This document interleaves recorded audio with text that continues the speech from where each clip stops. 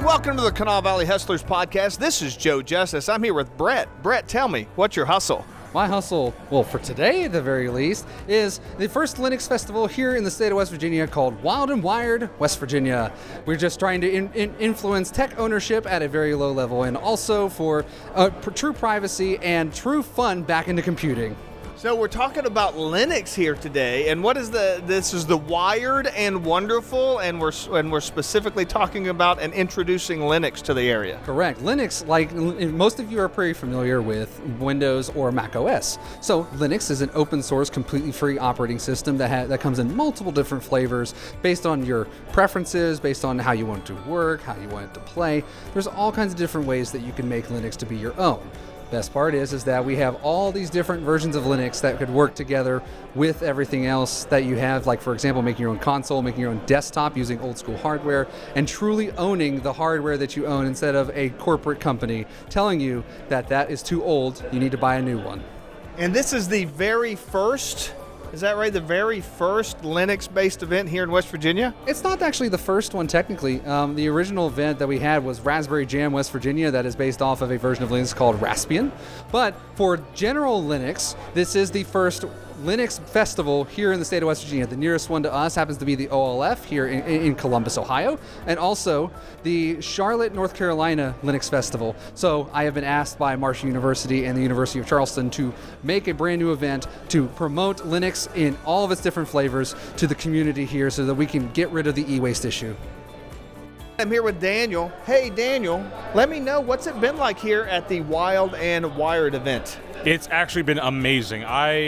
I'm fairly new to Linux, about a month and a half in. I left Windows because I was very tired of how Windows nowadays is very bloatware-ish, and a lot of the stuff that's required to be used requires a Microsoft account, requires Ethernet access, and I ended up just being like, I'm sick and tired of this. So I decided to make the switch to Linux. I bought a ThinkPad for that specific reason, and now I have two separate Linux distros. I actually just installed Omarchy on mine, and I don't think I'll be going back. So, were you expecting this many people in the area to be interested in Linux? Honestly, yes and no, because I say yes because we had a good amount of people to come out for the Raspberry Pi Jam, so I figured some more people to be interested about it. And no, as in I don't expect much from, I would say, in West Virginia, because I don't think a lot of people know much about Linux in general. Yeah. But I'm glad that many people came out to at least want to learn about it. And for anybody that might be interested in kind of Linux in general, what's your big takeaway that you've learned that you could share with others? I think Linux is the operating distro of freedom. You can do whatever you want with Linux. You can uninstall anything you want. Like with Windows, there's certain programs you can't uninstall or it'll mess up the operating system in general. With Linux, it doesn't matter. I think for people to want to get into Linux is just go for it. That's what I did. There's a lot of tutorials nowadays. I would recommend Linux Mint, for example. It's the most intuitive friendly. There's just so much resources out there for Linux that I think the best thing to do is to just go ahead and try it. All right, I'm here with Gus. Gus, tell me, what have you learned here at Wild and Wired?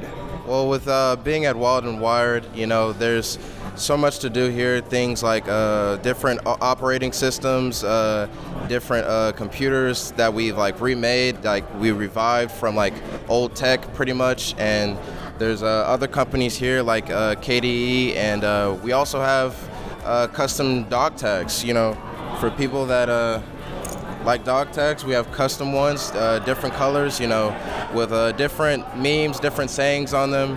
It's really nice, here with so many people. And we have different PCs that we've made, mini PCs, and some of them like gaming, some of them a little bit similar to Windows, and some of them also similar to Mac OS. And it's something that we have been working on for a minute and for a while, something that I've been learning. I picked up on this pretty quickly, and I love it. Linux is definitely the next, generation of the future, and it's definitely going to be the next biggest thing. Now, one of the cool things about that people use Linux for is able to breathe new life into older hardware, right? So how is it that Linux makes that possible? Well, Linux can basically, you can come into Linux not knowing anything, or you can know something about Linux, and you can pretty much customize the entire UI. You can basically edit and remake things within your desktop, within your files, your folders. Anything that you would regularly see on a regular Windows 11 or regular Mac OS, you can generally change the entire script yourself. You can rice Linux almost. That's what I'm also working on. You can customize it to the way you like. You know, it's something to your standard. It's very different. There's certain operating systems, certain apps within Linux that, you know, makes things a lot easier, like Bluetooth, or there's KDE, which you can connect, you know, send files easily within the, you know, snap of your finger. So it's definitely something that's, you know, easier, lighter on people, and a lot more original, a lot more clean, you know, and it's customizable, so you can make it the way you want it. Great. And so as a newer user of Linux, and for people who maybe not be familiar with it, how would you recommend that they learn about it and learn more? I'd recommend definitely contacting us, contacting some of the companies about Linux as well to further get an idea of it. And I would say that starting out on Linux, you could go with Linux Mint. It's very original, very, you know, stable. It's a lot like Windows too, right? Exactly, yeah. It's a lot like Windows. You know, it's very regular. This is something easy to use. Ubuntu is also easy to use. Just those two OSs in general are great starters for people who want to just jump into Linux. So exciting day here at Wild and Wired, and we're going to be doing it, I guess, again next year. So Brett, how do people get involved, learn about other upcoming events kind of in the same space, and be ready for next year? Follow us on Facebook, Wild and Wired West Virginia. That is Wild and Wired West Virginia. We do a lot of updates over there about our future events and even some interesting things from the students here at UC about all the different projects we have. Awesome. Thank you so much, Brett. Thank you for watching and listening. This is Joe Justice, the Kanawha Valley Hustler, reminding you to hustle hard, hustle smart, and hustle with a smile.